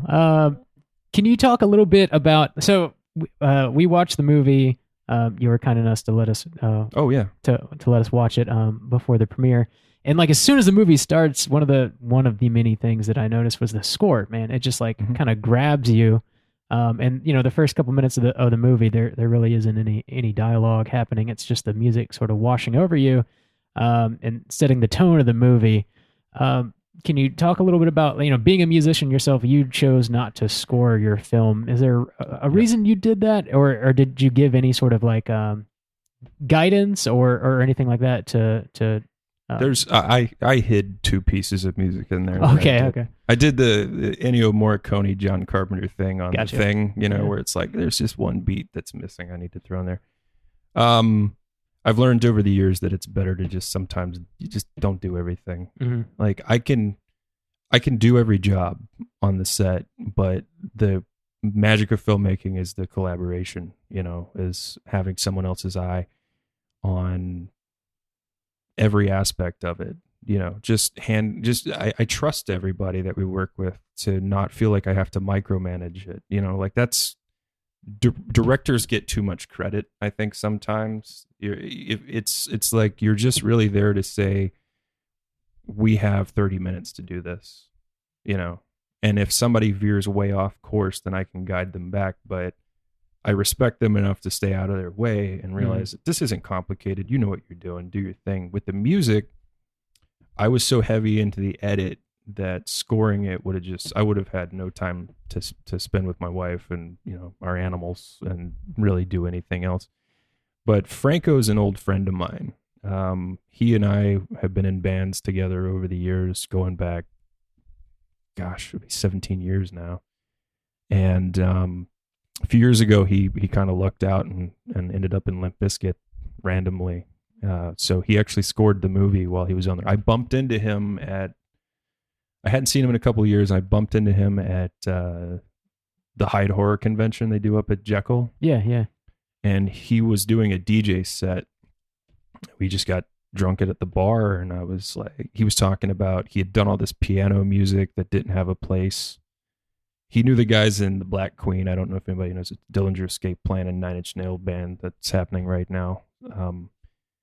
And he was talking about his sequencing, and he doesn't have it. This doesn't fit in Limp Bizkit, and I know these other guys, and I don't really have anywhere to put this stuff. And I was like, you want to score a movie? And he told me that when he was a kid, when he was teaching himself piano and stuff, he used to turn off the sound. He would mute a movie, and he would just try and run sequences to whatever he was seeing. And that's actually how he did this. He, when he was on the road with the band, he would mute the dialogue and watch the movie and just try and score it based on what he was feeling. So we chopped it up a little bit. There were pieces that he wrote that when you get into the edit, sometimes you feel like the music is holding the audience's hand a little too much. Yeah. So if anything, we will have some soundtracks available at the screening, and then eventually we'll try and do a bigger release with that independent of the film. But you'll hear more music on the CD than you hear in the movie, because there were just moments where we're like, let's let this breathe. What the actors are doing is better than having the music tell you how to feel about it. But I thought he did a great job, and I gave him minimal direction. I knew that I trusted him enough. I gave him some sample pieces from, Tangerine Dream and Jean-Michel Jarre and John Carpenter, and I think the instrumental part of the Drive soundtrack, not the synthwave stuff, just as a kind of a flavor. And he ran with it. I think he nailed it. Yeah, I think it came out pretty well. Finally, man, tell people, all about the premiere, where it is, when it's happening, and, how they can find you, how they can help support you guys in your movie, and where people can see it in the future. Sure. First part's easy. We're going to have we're calling it a closed screening here at Sunray Cinema this Saturday. That's the 19th at 2 p.m. It's a matinee showing. And you can get tickets online. I recommend that you do that. Last count, we were over half sold out. We've got some comp seats too, obviously, for some of the producers, and Camille will be there. We're waiting on details about an after party. Hopefully the city of Jacksonville finally perked up and the film commission office supports the film, and I think they're going to try and do an after party for us that should be open to the public. So a meet and greet type situation might happen afterwards with Camille. As far as following and supporting, the usual Facebook /Cry for the Bad Man Movie, Instagram, same thing. It's the easiest way to keep up because you can just see it in your social media feed. As for the future, there's some things that I know that we're reaching out to that I don't want to talk about yet, so we don't jinx it. Gotcha. But in the immediate future, we're looking at festivals. Okay. We'll be doing festival submissions and some convention runs. Anytime Camille goes to one of these horror conventions, hopefully we'll have the film there with her. We're trying to do, I think, Horror Hound up in Cincinnati, and maybe Spooky later in the year here in Florida. Mile High Horror, a couple of those. So that's why I would recommend following the page, because we'll add those dates as they are confirmed. Okay. Yeah. Very nice. We might also do a closed release We're discussing that right now since we've gotten a couple of offers from aggregators and sales agents, but they're always just terrible offers. So if the demand's there for it and enough people want to see this that don't get to see it, we might do a direct streaming kind of thing, for like a week. But then you have to close it because the festivals don't want it streaming. It's going to cut into their festival audience. Cool. Well, congratulations, man. I mean, anytime you're able to complete a movie, it's such a challenge. The fact that you were able to do it with your friends, and you didn't just make a movie, you made a damn good movie, and appreciate that. Congratulations. It's definitely something that you should be proud of, and I look forward to having everybody check it out at the premiere on Saturday. Shaking some hands and help get the word around. So I don't know, try and get as many eyes on this thing as we can. Oh yeah. And thanks for stopping by and chatting with us. Oh, thanks for having me. Yeah, it's been a pleasure, and we'll see you soon. All right. Thank you. Thank you. So yeah, again, a big thanks to Sam for stopping by and chatting with us. Can't wait for the premiere of your brand new movie, Cry for the Bad Man. Again, this Saturday in Jacksonville, Florida at Sunray Cinema. That's the 19th at 2:00.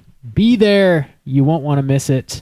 We're going to be back next week with a brand new review. We're going to be talking about our first new movie of 2019, the M. Night Shyamalan smash hit Glass. Oh, talk about a director I fucking hate. Bob is like, I feel bad for Bob. I feel bad for Bob future because Bob? I know the way he talks about it and everything. He already put it in his top 10 of 2019. Like he's not going in with the right mentality. He's setting himself up for failure. Yeah. I feel bad for the man. I do not trust M. Night Shyamalan. I'm still going to waste my $12 and watch the movie, but I personally think this movie's going to be shit. Yeah, we're covering it, and I'm seeing it. Luckily, it comes out at the same time in Korea, so I don't have to watch some Bobo-ass ripped version. But I feel bad for Bob. I've got my mind straight. I know. I'm no fool. Okay? I'm no fool. I know. At least I have set a base expectation. Poor Bob, man. Top 10 of 2019. He's stoked. He's excited. I don't know. I think I will be surprised if it's like a train wreck, like a pun intended, I guess. If it's like a total piece of shit, I'll be surprised. I do see, I'm not totally ignorant to the fact that it could be terrible because we're dealing with M. Night here. He's made great movies. He's made piles of shit. However, I will say I really like The Visit and I really like Split. I feel like if he knocks this one out of the park, I'll be all in again. I'll be wearing the M. Night t-shirts or whatever. I'll be all in. But I'm not totally sold. I'm hoping on a star, wishing on a star. But I'm not totally sold. You, my friend. God damn. We'll see. 1 week's time. Yep. Until next week, please rate, review, and subscribe to us on iTunes. Every time you rate and review us, it helps people find us that don't know we exist. It's an easy way to support the show. We truly fucking appreciate it, and it really does help. You can follow us on Twitter at str8_chilling. We are on Instagram at Straight Chilling Podcast. You can send us an email through our website, straightchillingpodcast.com. If you want to join our Slack channel, hit me up on any one of those social media platforms and say so. I'll send you a link so you can jump on Slack and talk about the movie that we reviewed that week, among many other spooky topics, video games, what have you. It's a lot of fun. It's fun for the whole week. You get to talk to us the whole week. Don't you want that? Don't you need that? You do. Michael, don't you need it? Bob's really creeping this out, but it actually is a pretty good time. It's unintentional. Yeah, it's a lot of fun, actually. It's right now we're talking about all the possibility, like somebody posted a Bandersnatch, tree or whatever, like if you choose this it goes here, if you choose this goes here, and we talk about all kinds of topics. We've been talking about all kinds of things, music and movies and TV shows and video games and everything. Talking about the twitching. But that's it. I think that's everything that I have to shill for this week. So until next time, as always, all you mother truckers, please keep chilling.